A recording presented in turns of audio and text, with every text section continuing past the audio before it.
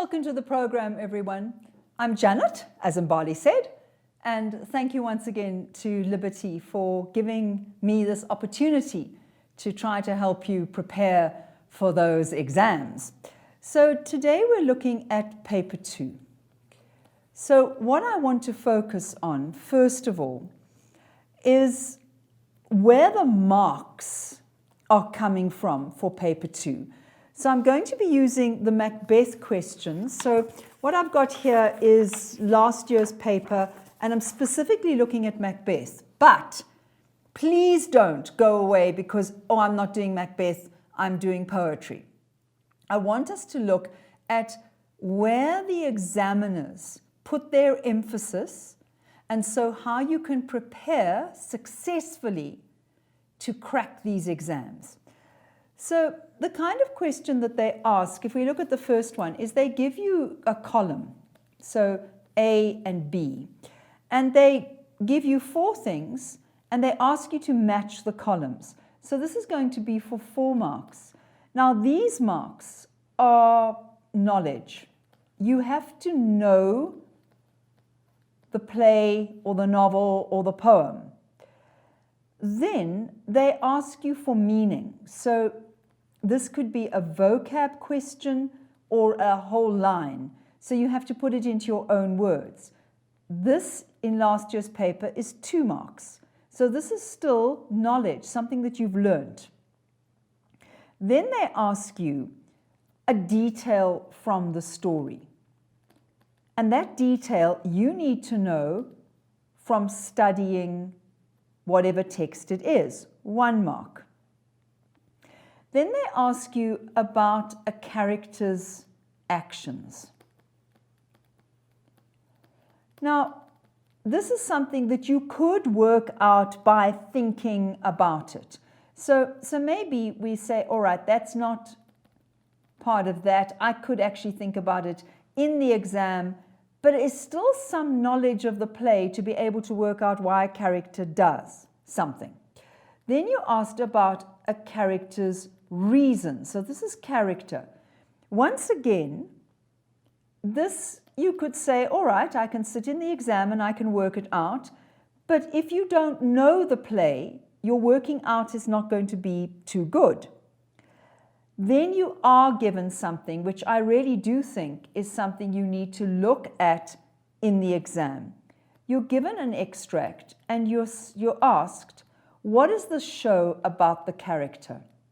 So even if you've studied and even if you've looked at a study guide, you've got to look at that extract and work it out. So obviously you know something about the character, but this really is in the hot seat in the exam. Then you're asked about how one thing differs from another.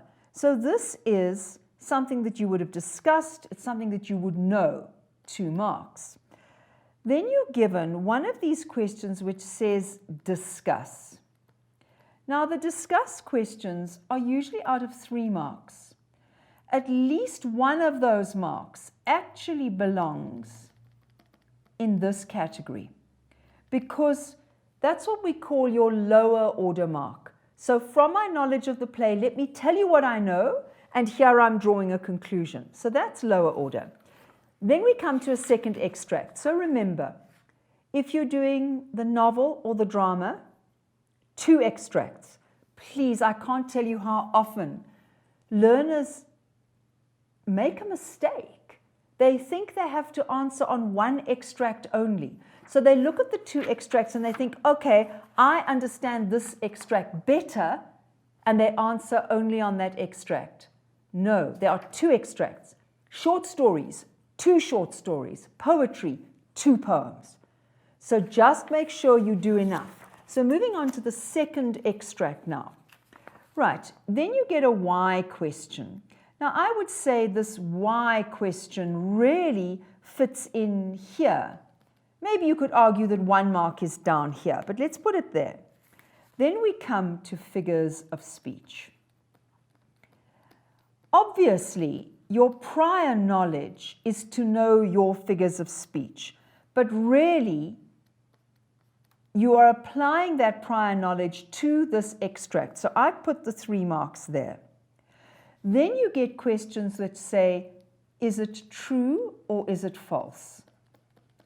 This again is what you already know from the play, 1 mark. Then you get a director question. I'm really quite bewildered as to why learners find the director question so difficult. So I actually want to do the director question separately for a second. What is the director question? They say, imagine that you are the director of this play. What advice would you give to the actor who is playing whoever it is? In foul, you could sometimes get it slightly more simple, something like, what would you tell the character to do? Or the actor playing the character to do. In home language, they tend to say, what tone would the character use?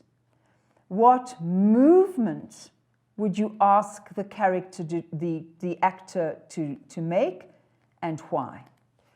So you get this if you are foul or if you are home language in the drama. So foul, only if you're doing drama. Home language, you will be doing a drama. You don't have a choice. So you will get this question. It's actually just a character question. That's all it is in effect. So if I said to you, you are the actor and you are playing Hamlet or Iago or whatever it is, what tone would you use? This is basically asking you, how is the character feeling? And how would the character show or hide, if you want, those feelings? What would they move? So this is the foul question. What would you tell the actor to do? And then why? Now, please, please be sensible. So if you're in grade 11, home language, you're also studying Macbeth. And I have had some of my students doing Macbeth. So I set the typical question. You're the director. One candidate wrote, I would tell the actor to go into the darkest place on the stage. Okay? I'd tell the actor to crouch down. And I would tell the actor to say the lines crouching down. What happens? This is not a film. Film, oh yes. You can put them in a dark corner and you can have them crouching down and you can have them muttering into their sleep and you can make sure that they are heard. But on a stage, they're in the darkest corner. Where's he gone? I don't know. You can't do that. Now he's crouched down. Can't see over the people in front of me. Now he's muttering into his lap. Please, people, think.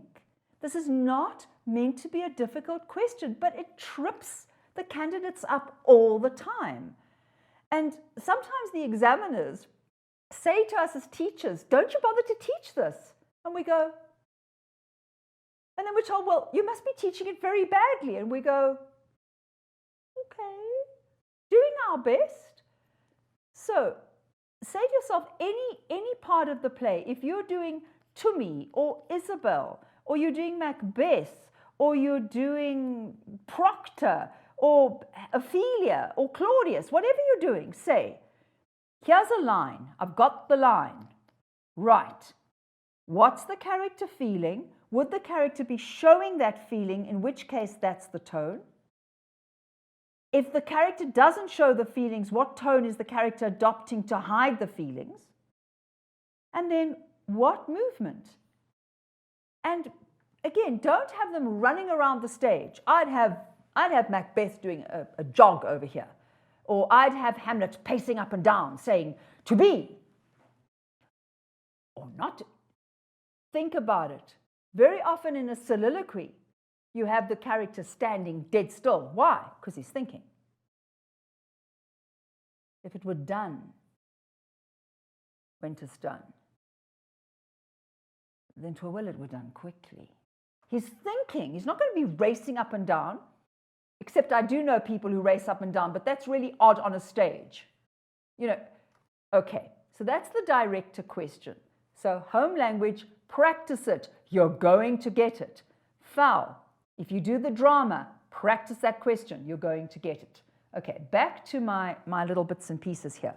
Right, so that was the director question. Then you get an irony question. So irony is very often tricky for students, and I would put it there. Then you get tone questions, and I know tone questions are difficult. What and why, you get that there. And then you get themes, but the themes could be based on the extract. So it could be something that you're not learning. I would say 3 marks. Technically, at least one of those marks should be up here, but let's leave all 3 there. And then you get another discuss question, and that's another 3-mark question. So foul, your total is 35. But look at this. We've got 4, 5, 6, 7, 8, 9, 10, 11, 12, 13, 14, 15, 16 marks out of 35 are for prior knowledge. They are from your study of the play. Then we've got 2, 3, 4, 5, 6, 7, 8, 9, 10, 11, 12, 13, 14, 15, 16, 17, 18, which are, as I said, there's some study, but some you're doing it in the hot seat in the exam. Look at this.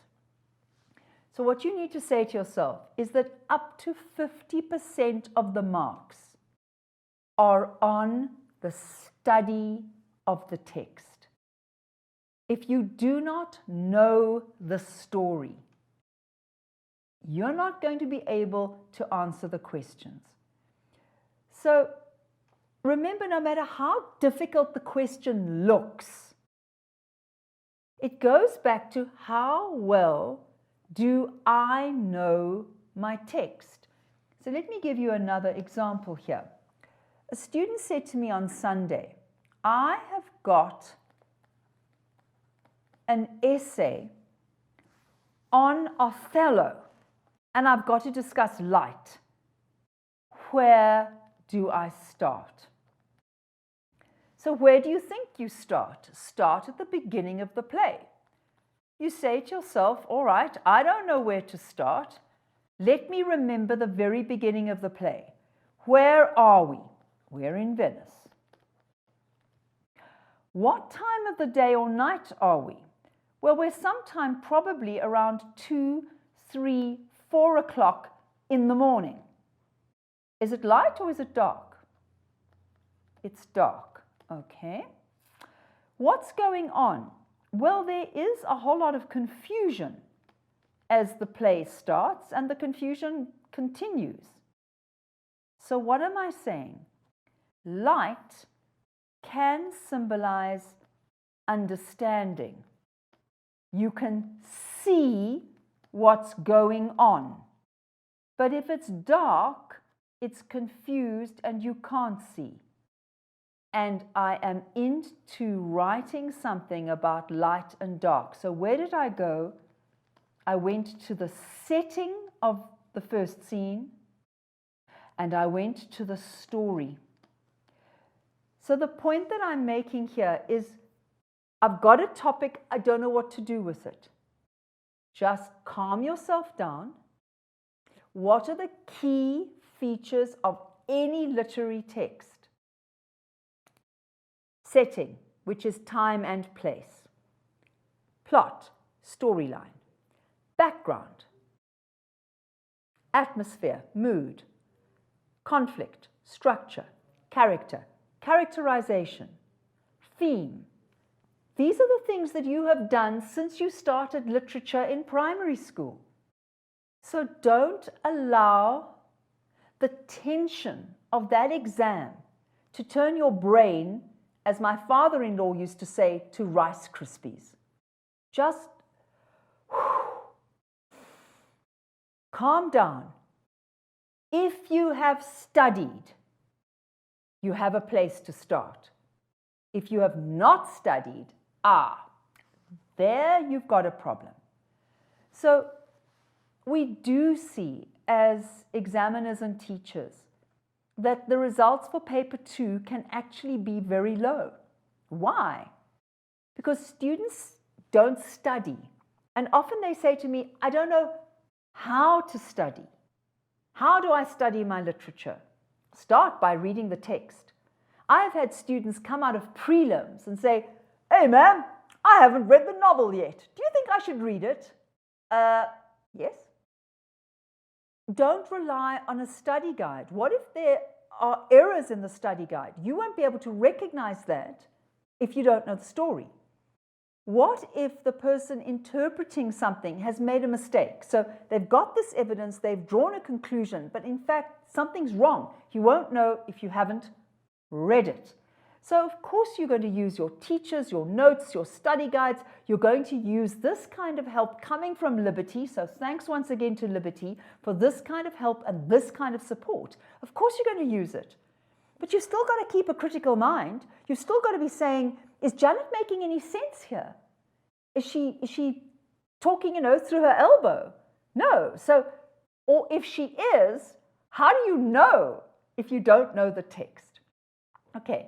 So the first thing that I really wanted to get through this evening, you have to study the literature. You have to. And part of your studying technique is to take an extract from the text and ask yourself questions. So what we've got is an extract from Macbeth. So if you're not doing Macbeth, don't worry, just let's see how good your vocab is. Let's work on ideas. Right. Macbeth says, so foul and fair a day I have not seen. So we start with vocab. And I cannot emphasize enough that you must know the meanings of the words. So today in class with the grade 11s, we were doing Anthem for Doomed Youth. And we're saying, what is anthem? What is doomed? What is a pall? What is a shire? You cannot make sense if you don't have the vocab. And that might mean learning your vocab. Okay, so what is foul?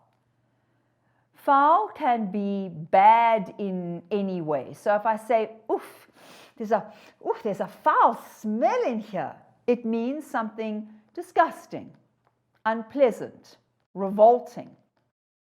If I say, your behavior is foul, it could be evil or wicked.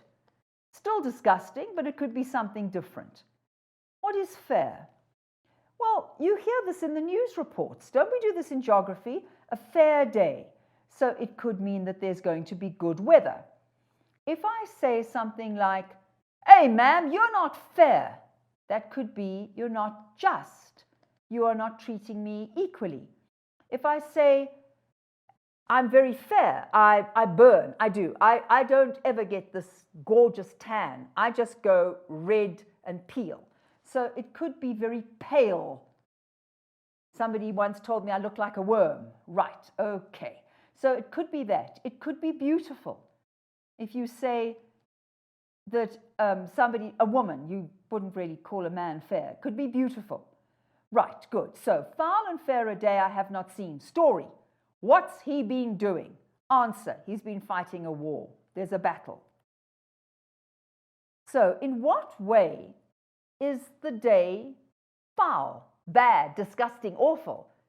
Well, there's killing, blood, bodies, I don't know, brains all over the place, gashes. A gash is like a wide open wound pouring blood. So, it's a terrible day. But if you win, it's still a good day for you. So notice, what is he saying?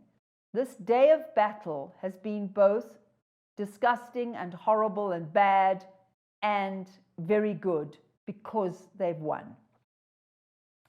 Banquo says, how far is it called to Forres? What's Forres? Forres is where they're going. Why are they going there? Because they won the battle. Who are they going to tell that they've won the battle? The king. Good. So they're on their way to Forres. What happens here? He suddenly sees the witches. Now, you'd see that if you were on the stage. What are these? They are withered. Okay, what's withered? If you say, I have some plants, but they're withered. Let's go to Hamlet. Ophelia's talking about for certain plants. She's handing out plants and she says, I would give you pansies or whatever, but they withered all when my father died. So we've got the same word in Macbeth as we've got in Hamlet. Plants withering. I think that's easier than withered people. So plants withering, they dry up and they lose all their water and they get dried up and die. These women look withered, sort of thin and dried up. And wild in their attire. What's attire? You're meant to know this. Clothes. They look not like the inhabitants of the earth and yet are on it. So they look really kind of weird. Live you, he asks them, or are you aught? What is aught? An old-fashioned word for anything. Or are you aught that man may question? So he starts asking them questions. Now, if you are studying My Children, My Africa, or The Crucible, those playwrights tend to write instructions into the play. And if you're studying Arthur Miller, it's not like one line, which is what you get from Athol Fugard. You get whole chunks from Arthur Miller. Half the play is Arthur Miller sharing his thoughts with you. Right. But Shakespeare tends not to do that. What he tends to do is to put the instructions into the words that characters say. So if it's okay by him for you to do it any way you like, he doesn't tell you. If he wants something, he has the character say it. Now, I've been saying this to my matrics. We're doing Othello, and I show them like Desdemona says, here I kneel. It's going to be very, very difficult not to kneel while you're saying, here I kneel. You get my point. So, what do the witches do? He says, you seem to understand me, but each at once her choppy finger, this thin, rough, bony finger, laying upon her skinny lips. What's she doing? So why do we do this? What are we saying to somebody? So he asks them questions. Who are you? What are you? Are you real? Are you supernatural? So we're going to be asked in the questions why they do this. So you need to think about it. When you come to stage direction, why does Desdemona kneel? Why does Ophelia hand out plants? Why do the witches put their fingers on their lips? You should be women, right? You should be women. In other words, they look like women. But you've got beards. So he says, I don't actually know what you are. Are you male or are you female?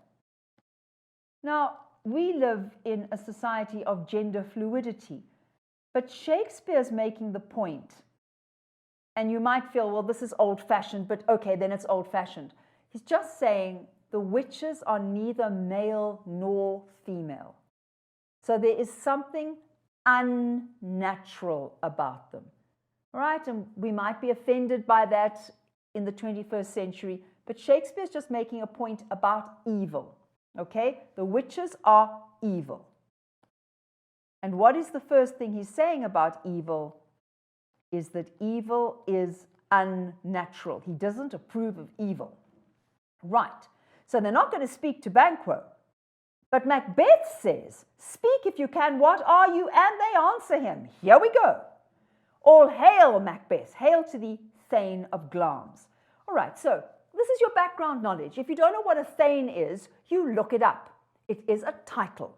So I could be called the Thane of Johannesburg, the Thane of Cape Town, the Thane of eThekwini. It's just my title. Now, Glams will be a place.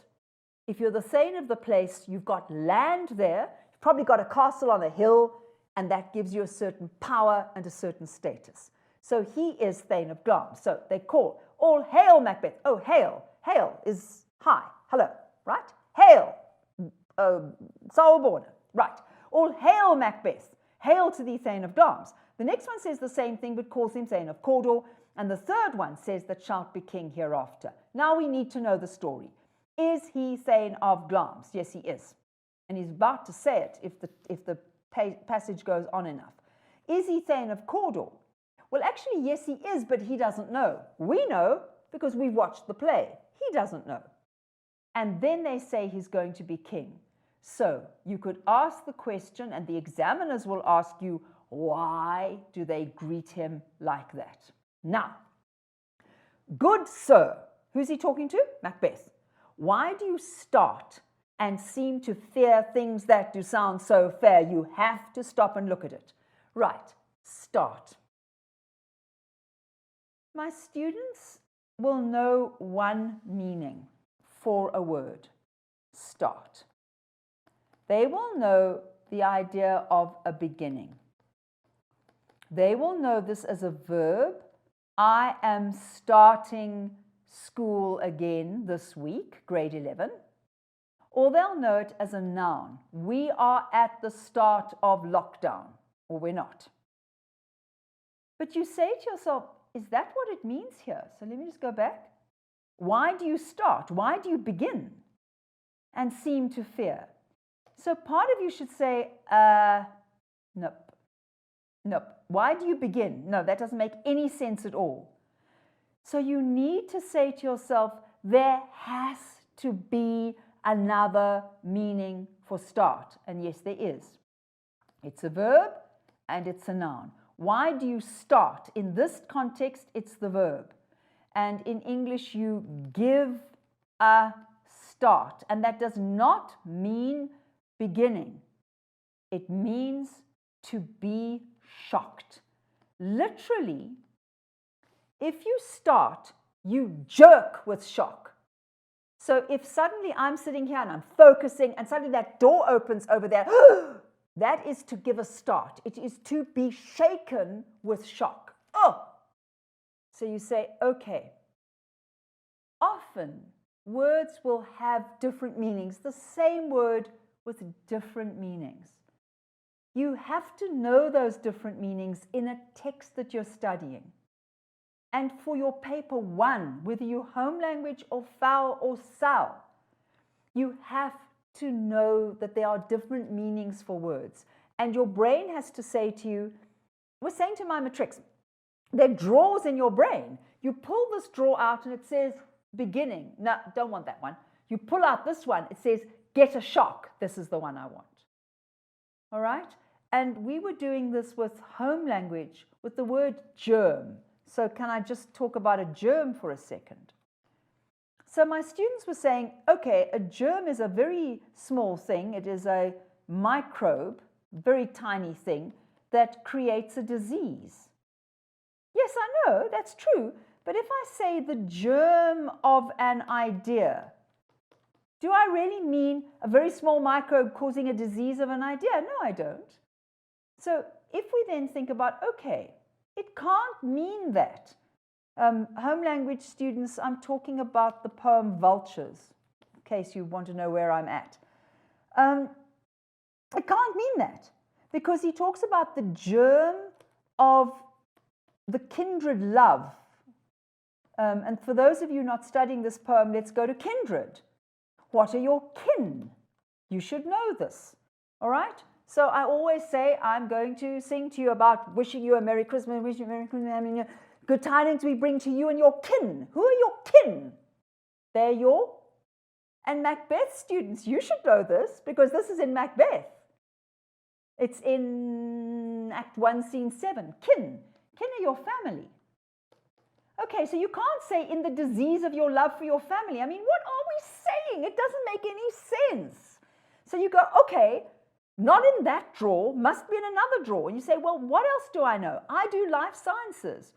And things germinate. Ah, there's got to be another word. What germinates? Seeds, little seeds.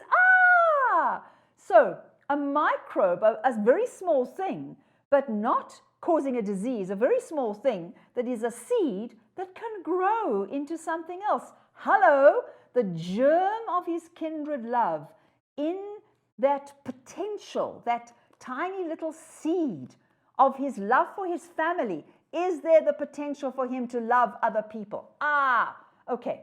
So the point is, if one word doesn't work with the meaning that you know, stop and think. I want to draw a light bulb. Think about another word, or that word with another meaning. Good. Okay, hang on. I want to go back to Macbeth. Right. Here we are. I want my blue. Right. Okay, so good. So why do you start? He gets a terrible shock. What from? Fear. And Banquo says, I don't get it. Why are you so shocked? Why are you so afraid? Isn't this a good thing that you're going to be Thane of Cawdor and king hereafter? Why are you getting such a shock? So you stop and you ask yourself the same question. Now, if you're given really startling news, you've won the lotto. You know how often you open your cell phone and it says, great news, you've won. And it tells you won half of the United States or 10 wonderful luxury cars. And you know, that's a scam. But if somebody phones you and says, you enter this competition and you go, yeah, I did actually. Well, you've won it. You don't get a terrible fright and are afraid. So there's something wrong here. There's something odd, peculiar about Macbeth's response. Why is he afraid? Okay, so you've got to look at this and you've got to ask yourself why. Something is going on here. And because, does Macbeth answer? He asks him a question. No, he doesn't.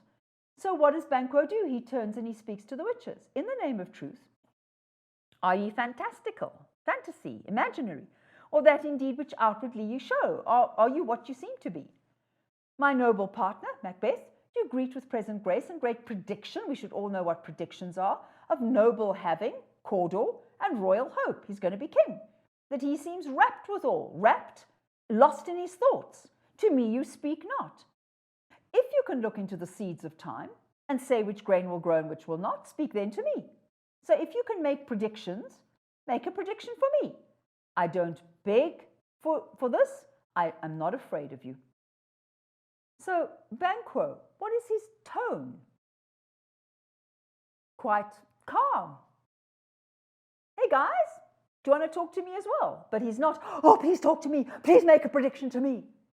It's fairly objective, practical, talking quite naturally to them. So how do you prepare?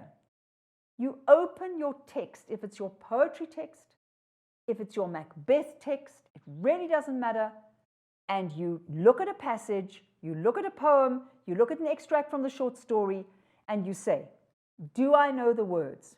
Do I know what's going on? Can I link this to other places in the text? Can I discuss the characters? Can I discuss the use of language? That's how you practice. And if the answer is no, no, no, no, no, you need to practice some more.